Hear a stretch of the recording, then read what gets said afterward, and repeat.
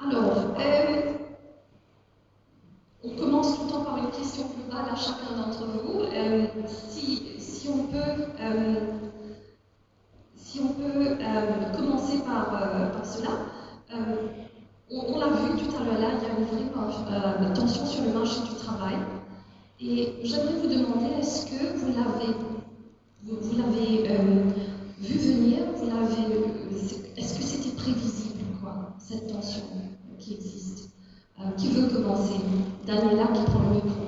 Ah non, qui le passe à Jennifer? Ok. Bonsoir, bonjour à tous. Merci. Moi, je dirais oui, c'était prévisible. On commençait déjà, même avant cette crise sanitaire qu'on a pu connaître, à voir un changement sur le marché du travail. Alors peut-être plus particulièrement dans certains secteurs, comme notamment l'IT. Adeline pourra en parler après, mais c'est un secteur qui est déjà tendu depuis plusieurs années. Après, effectivement, la crise sanitaire a, je pense, accentué cette tension-là avec les collaborateurs qui ont plus d'attentes, notamment parler de sens au travail et aussi de nouveaux modes de travail. Je pense au flexi-time, comme on peut parler, ou au work from home, ce mode de travail un peu hybride entre la présence au bureau et le travail à la maison, qui a été aussi largement accentué avec le work-life balance qui prend encore plus une part importante. Donc je pense que oui, et aussi dans le contexte mauricien, mais aussi ailleurs dans le monde, des gens frileux à retourner dans les secteurs qui ont été quand même largement impactés par la crise sanitaire, comme l'hôtellerie, la restauration. C'est vrai que maintenant on sent une certaine tension dans ces secteurs-là et dans la non-stabilité par rapport à ça. Merci Jennifer. Daniela? Oui, bonjour à tous. Alors, la tension, moi je l'ai ressentie depuis quand même, on va dire depuis 2010-2011, avec des étudiants qui faisaient un BTS, et on sentait qu'ils ne savaient pas en fait qu'est-ce qu'ils voulaient faire après.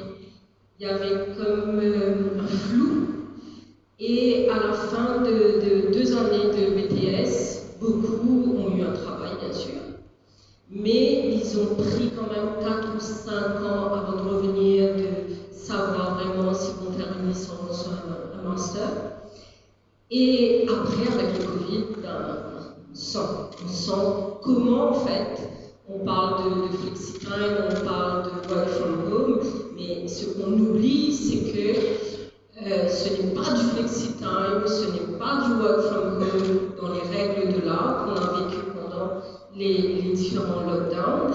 On était en train de travailler dans une situation de crise.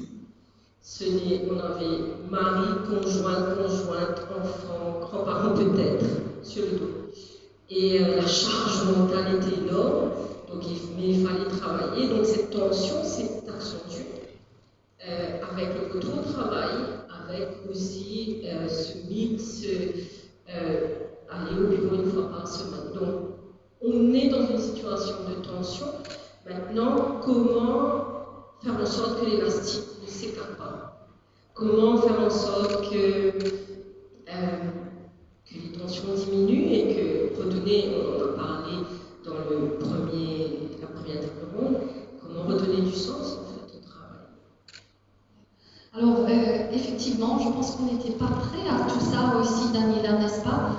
Même si la Covid a chamboulé un peu beaucoup la manière dont le travail est organisé, même les agents de ressources humaines, les chefs d'entreprise, on n'était pas prêt à faire face à tout ce changement-là et d'un seul coup. Donc, est-ce que quelque part, on est aussi en train de naviguer? C'est vrai qu'on a vu un peu plus de lumière.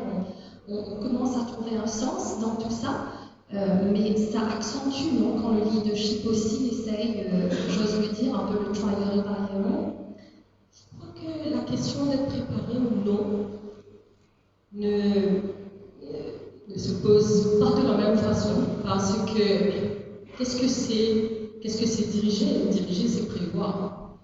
On a vécu, peut-être on n'a pas senti la pression à Maurice d'un point de vue managérial, on n'a pas senti la pression, par exemple, de 2008, quand il y a la crise financière.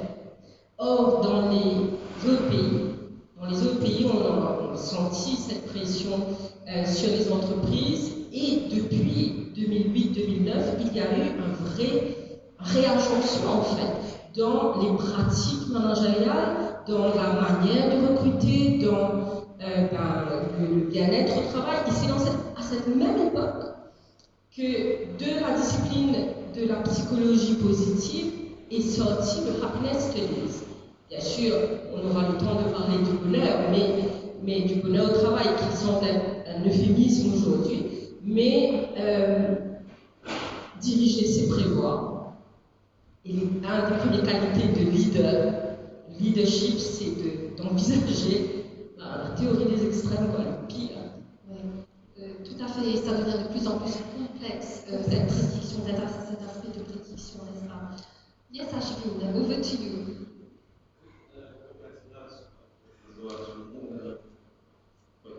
Donc, première chose que je voulais dire, c'est que dans le secteur TIC, est-ce que c'était prévisible cette tension? Oui, tout à fait. On l'a vu depuis plus de 10 ans. Ça s'est accentué au fil des années. Et en fait, ça nous a été bénéfique dans le secteur, dans le sens que, contrairement à d'autres secteurs économiques, le secteur TIC était bien mieux préparé à la Covid que les autres. Parce que, par exemple, chez nous, à SEWorks, depuis plus d'une dizaine d'années, tout le monde est équipé avec leur laptop, leur connectivité, leur équipement à la maison. Et on avait déjà mis en place toute la flexibilité nécessaire pour que tout le monde puisse travailler n'importe où. Et pour nous, c'était pas par design, mais c'était par nécessité, parce que, par exemple, c'est pas possible dans notre secteur où on travaille avec le monde entier, que dès qu'il pleuve, ou il y a une pluie torrentielle, c'est le jour de congé. Donc, ça ne fonctionnait pas pour nous, donc on était très bien préparés. Mais quand même, le secteur de TIC connaît pas mal de tensions en termes de recrutement et rétention aussi. Est-ce qu'il y a des talents, Maurice? Pas forcément, non. Très bonne question. Et en fait, non, il y a un manque réel de ressources TIC, d'ingénieurs de toutes sortes, développement, testing, serveur, implémentation, etc., depuis pas mal d'années maintenant. Et vraiment, le problème commence à l'école primaire, secondaire, à l'université, où les jeunes ne sont pas canalisés dans ces créneaux qui sont pourtant l'avenir. Et oui, il y a un manque cruel, c'est très compliqué.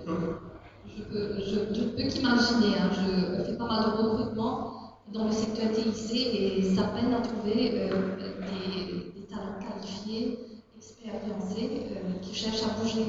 Donc les talents que vous avez chez vous, je pense que vous faites un bon travail à les retenir, déjà que vous êtes Great Place to Work, n'est-ce pas? Alors venons justement à ce Great Place to Work. Jennifer, vous êtes le Head of Business Development. C'est quoi l'impact d'une certification telle que le Great Place to Work sur les pratiques RH d'une entreprise?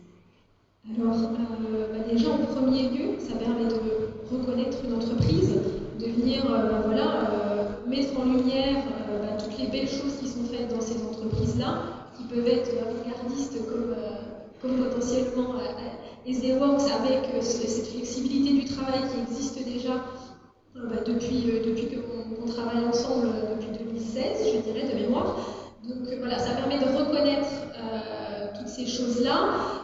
Ça va permettre aussi du coup de mettre en valeur votre expérience collaborateur, de reconnaître les collaborateurs qui en font partie, mais aussi en termes d'impact, eh bien ça va permettre je parle de la certification de la PSWork évidemment, mais grâce au projet de la PSWork de venir identifier les forces qui sont présentes dans votre culture d'entreprise, dans vos pratiques managériales, dans l'expérience collaborateur, et ensuite aussi de venir pointer du doigt les petites zones d'ombre, les thématiques sur lesquelles on va avoir besoin de s'améliorer. Et du coup, dans cette inclusion qui est très forte chez Great Place to Work et dans le projet, ça permet de construire avec les collaborateurs, d'améliorer expériences et ses pratiques RH, ses pratiques managériales, en incluant toutes les parties prenantes de l'entreprise, quel que soit leur genre, leur âge, leur ancienneté, leur statut hiérarchique dans l'entreprise. C'est vraiment de prendre tout le monde. Après, ça va aussi avoir un impact en termes de rétention des talents, parce que forcément, les collaborateurs sont impliqués, sont en confiance dans l'entreprise, sont dans un terrain favorable à donner le meilleur d'eux-mêmes et à s'investir. Donc on va avoir cette rétention des talents qui sera mise en avant. Et aussi, forcément, ça aura un impact aussi dans l'attractivité des talents. Je pense que Ashwin pourra peut-être en parler tout à l'heure comment ça sera là. Mais voilà, la certification, le label, apporte une certaine stabilité et crédibilité à ce qui peut être mis en avant par les entreprises en termes de culture, de mindset dans l'entreprise quand on est dans une campagne de recrutement ou dans un onboarding. Voilà, ça assied la crédibilité par rapport à tout ce qui peut être expliqué aux collaborateurs. Donc ça prend tout son sens quand on est en train de réfléchir à cette génération de Zoomers, génération Z, qui ont besoin d'un travail valable, qui a du sens, et on construit le employer brand, n'est-ce pas? Exactement. C'est vrai que ça a un sens, comme on le disait avant et juste avant, mais maintenant, la nouvelle génération, la génération Z, est en recherche. Alors évidemment, la rémunération, on le disait avant, c'est important, et on a besoin d'avoir une stabilité financière, mais ce n'est pas que ça. Maintenant, on a une vraie recherche de valeurs communes, de culture commune et de ce mindset commun avec les entreprises et les gens qui en font partie. Merci Jennifer. Daniela, parlons-en de cet aspect du bonheur. On pourrait dire qu'il y a autant de définitions du bonheur qu'il y a d'êtres humains. Est-ce possible d'assurer le bonheur en entreprise de tout un chacun? Très bonne question. Aujourd'hui, on parle bien plus de ce qu'on appelle le toxic positivity. Le bonheur, c'est quelque chose de tellement intime et personnel. Et on ne peut pas assurer le bonheur de chaque individu dans l'entreprise.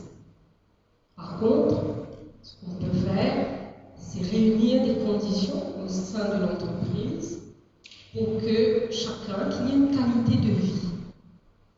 J'ai été Happiness Manager pendant au moins 2 ans et demi et j'ai presque exclusivement travaillé avec les managers et le middle management. Souvent, quand on parle de bonheur au travail, on se dit que ce sont les employés ou autres collaborateurs. J'ai entendu utiliser le mot collaborateur. Moi, je dis employé. Donc, on se dit que voilà, tous ceux qui sont dans la pyramide, dans l'organigramme plus bas, il faut travailler pour eux. Or, il s'avère que c'est à la tête qu'il faut changer, qu'il faut réfléchir à de quelle manière on va la prise de parole au sein des organisations. Qui peut prendre la parole? Est-ce que la personne qui va prendre la parole, il sait prendre la parole? Souvent, quand on parle au sein des organisations, on prend la parole, c'est pour critiquer, c'est pour dire on n'est pas content. Est-ce qu'il sait prendre la parole? Dans quelle langue il va prendre la parole? Est-ce que dans une réunion, il va être obligé de parler en anglais ou en français, ou est-ce qu'il peut parler dans sa langue maternelle? Donc la question de bien-être, c'est de par ma formation d'anthropologue, la question de bien-être au travail est liée intrinsèquement à l'identité, à la capacité d'une personne à se sentir bien. L'entreprise est comme une tribu. C'est comme, souvent on me demande, mais qu'est-ce qu'une anthropologue va aller faire en entreprise? Les anthropologues, ceux qui ont regardé Bones, la série Bones, se disent, mais les anthropologues étudient les tribus, etc. Mais il ne faut pas oublier qu'il y a des codes, il y a des codes à respecter au sein des entreprises. Donc, le bien-être, le bonheur, la qualité de vie au travail, ça commence avec ceux qui distribuent la parole. Ça Ça commence avec ceux qui vont accorder de la place à la parole de tout un chacun et s'assurer que ceux qui prennent la parole savent le faire. Et c'est là en fait où on parle de ce fameux terme, l'intelligence collective. C'est quand il y a cette intelligence collective et quand chacun se sent bien dans sa prise de parole dans la langue, où il a développé sa capacité de penser dans une langue et qu'il arrive à parler et à s'exprimer. Et le bien-être au travail, ce n'est pas mettre une table de billard, une table de ping-pong, des happy hours au sein des entreprises. C'est vraiment remettre l'homme au centre de toutes les réflexions au sein des entreprises. Et ça, ce n'est pas avec des mesures cosmétiques, je veux dire, mais à voir comment est-ce que les personnes s'organisent au sein des entreprises et comment ils communiquent, les équipes communiquent entre elles, quelle est la culture aussi au sein de l'entreprise et au sein de chaque équipe. Quelles sont les dynamiques, comment est-ce qu'ils communiquent, comment est-ce qu'ils interagissent et comment ils entrent en conflit aussi. Donc, on ne peut pas s'assurer du bonheur parce que ça vient de l'intérieur. C'est une transition interne que l'on fait, c'est un choix que l'on fait de travailler avec les autres. Donc, vraiment, le bonheur, c'est un cheminement au sein d'une entreprise. C'est un cheminement, c'est très fort, hein, parce qu'effectivement, moi, je pensais que tu allais dire il faut la table de billard, il faut donner plus de flexi-time, etc. Mais tu nous ramènes une source, c'est-à-dire que valoriser la personne, lui donner une voix, lui permettre de s'exprimer sans avoir peur forcément d'être jugé, d'être mal compris. C'est ça l'essentiel. Et donc ça me fait réfléchir par rapport aux structures des organisations aussi, n'est-ce pas? La hiérarchie, channel of communication, comment est-ce que les messages passent? Est-ce que ça devrait être top-down, bottom-up, un mélange? Et je pense qu'il y a plein de choses à unpack. Peut-être que ce serait pour une prochaine talk series, n'est-ce pas? Ok. Et sinon, Ashwin, vous êtes forcément one of those who've got it right. Vous êtes Great Place to Work. On connaît tous SD Works avec leur réputation de happy employees qui est gérée d'une façon très avant-gardiste, qui sont gérés d'une façon très avant-gardiste. Mais parlez-nous justement de cette marque employeur. Comment est-ce que ça se met au service de vos employés? D'abord, je voudrais dire que ce que vient de dire Daniela m'a rappelé une histoire de John Lennon, que lui a raconté par rapport à son enfance. L'histoire est très courte, donc je vais la raconter. John Lennon disait, when I was 5 years old, my teacher gave me an assignment and asked me, what would I like to be in life? And I said, happy. That was his assignment. The teacher said, you didn't understand the assignment. And John Lennon told the teacher, you don't understand life. Et donc, happiness, oui, c'est fondamental. Et pour moi, happiness est aussi fondamental when we think of the organization. Donc, je vais poser la question en fait à cet ami et collègue. C'est quoi SD Works? Et les termes qu'ils utilisent pour décrire SD Works sont notés ici. Ils parlent de transparence, fun, respect mutuel, égalité, équité, convivialité, bien-être. Et pour moi, l'employer brand de SD Works est vraiment autour de tout ça. It's really about not the employee, about the colleagues. Pour moi, il n'y a pas d'employé. There's no colleague, there's no hierarchy. Nous sommes une équipe. We are one team with one objective, which is not to make good business, not to be successful as a company, but with the objective to create success beyond what our colleagues believe is possible for themselves in their life. Because if we take care of their success in life, they take care of everything else and of the business. Donc, employer brand, I think this is what we stand for. We stand for doing the right thing for everyone, who are above all human beings, not employees in any way.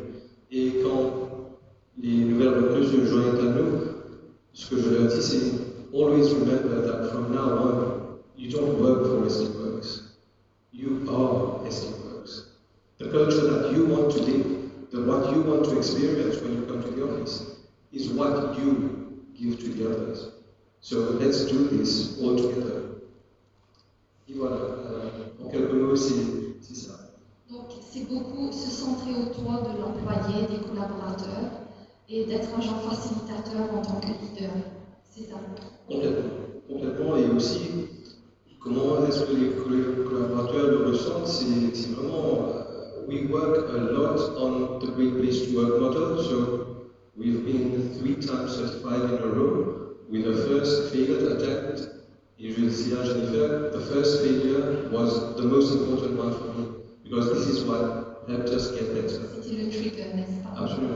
And what we worked on is really creating that sense of personal pride in every member of the team, because that translates into pride into their team and translates into pride of the organization. We see that camaraderie really do things for others to be able to do activities together, nothing to do with work. Et c'est là, par exemple, où la table de billard devient très importante. It's not about the item, it's not about pool, it's not about playing, it's about bringing people together beyond profession, beyond skills, beyond hierarchy, and do things together. We have lots and lots of clubs. For example, at SD Works, we do hiking together, we do trail running together, we play badminton, we do plenty of things. Et tout ça crée cette unité, that sense of being one as humans. Merci pour ça, Ashwin. C'est very inspiring, to say the least. Question pour clôturer cette table ronde à vous trois. Si vous deviez mettre en place une campagne de recrutement maintenant, quel élément mettriez-vous particulièrement en avant? Si vous aviez à mettre en place une campagne de recrutement, ce serait quoi l'élément principal? Oui, Ashwin. Pour moi, c'est tout simple en fait, parce que c'est ce que nous faisons. It's about being authentic. So what we try to bring forward in all our campaigns and communication is authenticity, to say really genuinely what we are and what we stand for. And that is about our culture. Money, remuneration, all that is of course important, but if people believe in you and your culture, they'll either be attracted or say no thanks, that's not for me. Donc l'authenticité, quand même, ça se construit au fil du temps. C'est pas quelque chose qu'on peut mettre en avant du jour au lendemain. Ça prend des années même, non? Ça devient une culture presque. Ça devient une culture certainement, mais ça demande aussi beaucoup de courage parce que beaucoup de gens, malheureusement, pensent que être authentique est un signe de faiblesse, que c'est important de paraître au lieu d'être. Donc, Deep talk. Jennifer. Moi, je rejoins totalement Ashwin, c'est ce que j'avais en tête comme réponse, c'est vraiment l'ADN de l'entreprise, sa culture, sa façon d'être. C'est ça qui va maintenant, alors oui, évidemment, la rémunération, voilà, on l'a dit, c'est important forcément, mais il y a plus. Et cette culture que SD Works fait très bien, que Attitude a aussi très bien brandé, qui est authentique, qui est ce qui se passe vraiment au quotidien dans l'entreprise, c'est ça qui est important à mettre en avant. Et outre le recrutement et attirer les gens, on va avoir un recrutement aussi qui va se vouloir beaucoup plus qualitatif, parce que les personnes savent où elles vont. Si elles vont chez SD Works, si elles vont chez Attitude, elles savent dans quelle culture, dans quelle ambiance, dans quel environnement elles vont être.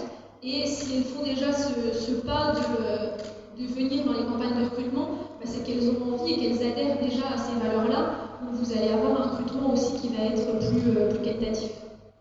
Merci Jennifer, le mot de la fin de Daniela.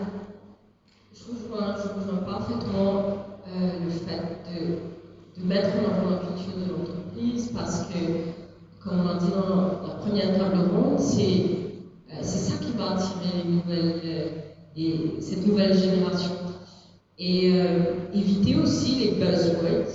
Et il y a des formulations sur les offres d'emploi qui fait peur aujourd'hui aux jeunes. Capacité à travailler sous pression ou créativité, alors qu'on n'apprend pas à l'école la créativité. Et donc il y a la campagne de recrutement qui va apparaître dans la presse, et puis il y a l'entretien de recrutement. Et là, je pense que, comme je vous le disais, c'est cette authenticité qu'il faut que l'on voit, que celui qui va être recruté, le candidat, c'est ce qu'il doit ressentir, cette authenticité, et puis qu'il va venir travailler dans un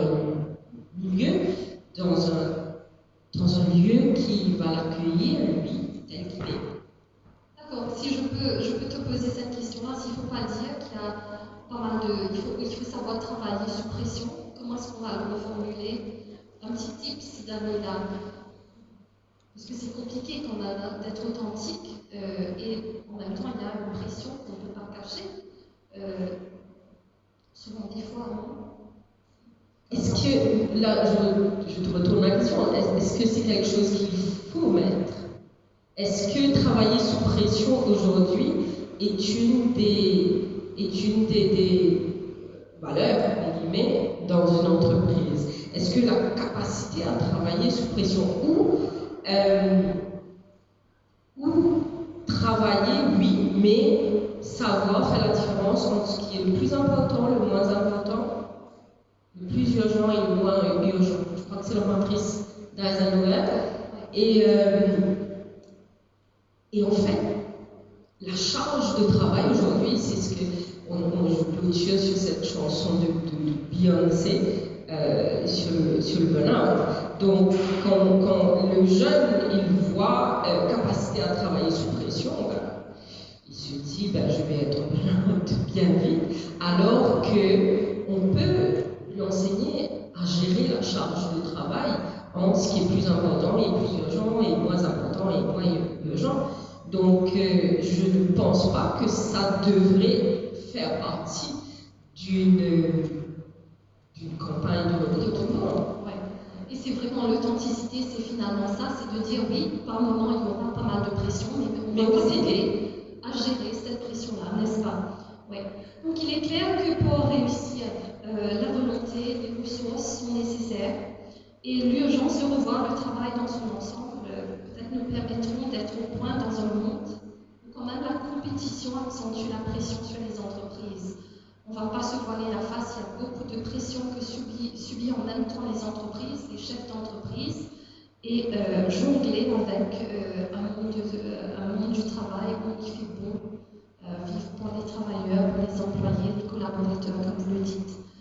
Et se présenter comme un employeur intéressant est aujourd'hui primordial, c'est presque un branding, comme nous le dit si bien Jennifer, à faire pour attirer, retenir les talents. Sur ce, je vous remercie Jennifer, Daniela et Yasmine pour les interventions.